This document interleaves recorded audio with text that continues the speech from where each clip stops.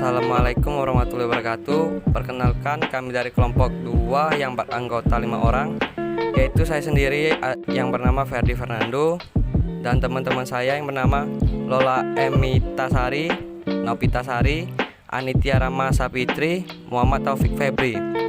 Kami akan mempresentasikan materi singkat kami, yaitu tentang pengakuan pendapatan. Dan materinya akan disampaikan oleh teman kami yang bernama Lola Emitasari.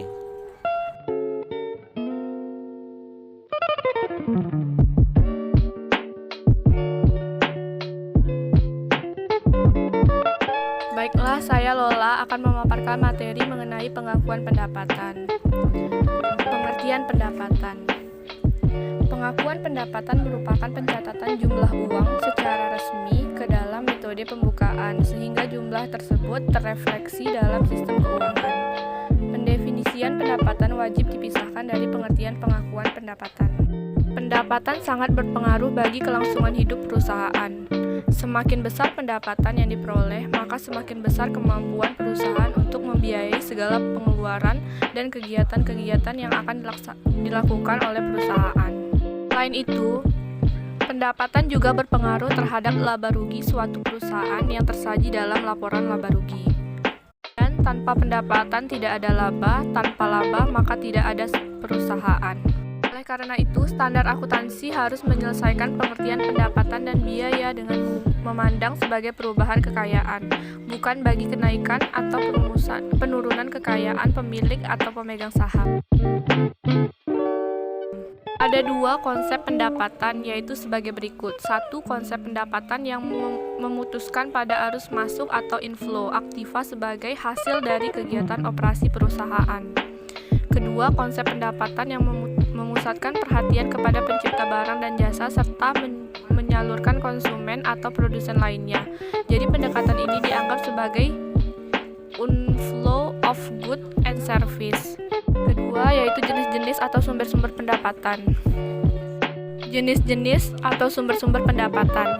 Secara garis besar, komponen pendapatan yang dicatat dalam laporan keuangan laba rugi terdiri atas dua jenis, yaitu pertama, pendapatan yang diperoleh dari kegiatan utama perusahaan.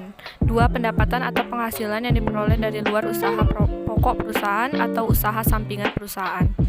Pada laporan keuangan laba rugi terdapat dua kelompok pendapatan, yakni satu, pendapatan utama adalah pendapatan yang berasal dari kegunaan utama perusahaan. Dua, pendapatan lain-lain merupakan pendapatan yang berasal dari kegiatan utama perusahaan, misalnya pendapatan bunga bagi perusahaan perdagangan. Yang ketiga yaitu proses pendapatan. Ada dua konsep yang sangat erat hubungannya dengan masalah proses pendapatan, yaitu konsep proses pembentukan pendapatan atau earning process dan proses realisasi pendapatan atau realization process. 1. Proses pembentukan pendapatan atau earning process. Proses pembentukan pendapatan adalah suatu konsep tentang terjadinya pendapatan. Konsep ini berdasarkan pada asumsi bahwa semua kegiatan operasi yang diperlukan dalam rangka mencapai hasil yang meliputi semua tahap kegiatan produksi, pemasaran maupun pengumpulan piutang, memberikan kontribusi terhadap hasil akhir pendapatan berdasarkan perbandingan biaya yang terjadi sebelum perusahaan tersebut melakukan kegiatan produksi. 2. Proses realisasi pendapatan atau realization process. Proses realization pendapatan adalah proses pendapatan yang terhimpun atau terbentuk suatu produk selesai dikerjakan dan terjual atas di kontrak penjual. Pendapatan dimulai dengan tahap akhir kegiatan produksi, yaitu pada saat barang atau jasa dikirim atau diserahkan kepada pelanggan.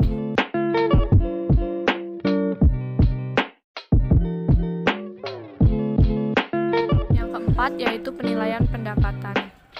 Standar akuntansi memberikan pedoman dasar penilaian dapat digunakan untuk menentukan berapa rupiah yang diperhitungkan dan dicatat pertama kali dalam suatu transaksi atau berapa jumlah rupiah yang harus diletakkan pada suatu akun dalam laporan keuangan. Ada 4 dasar dalam penilaian pendapatan antara lain sebagai berikut. Pertama, biaya historis.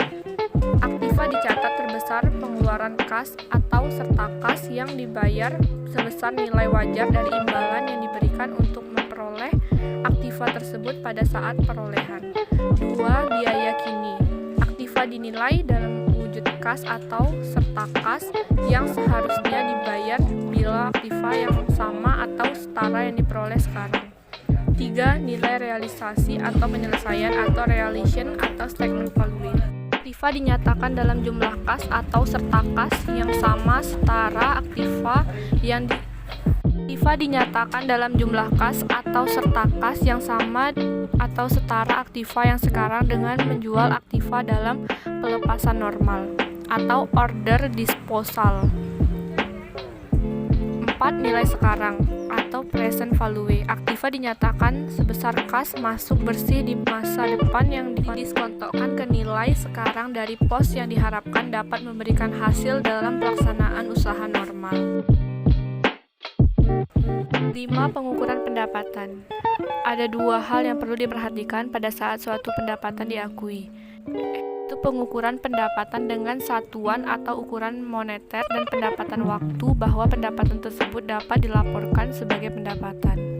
Pendapatan dapat diukur dengan nilai tukar. Ada dua hal yang perlu diperhatikan dalam nilai tukar ini, yaitu sebagai berikut.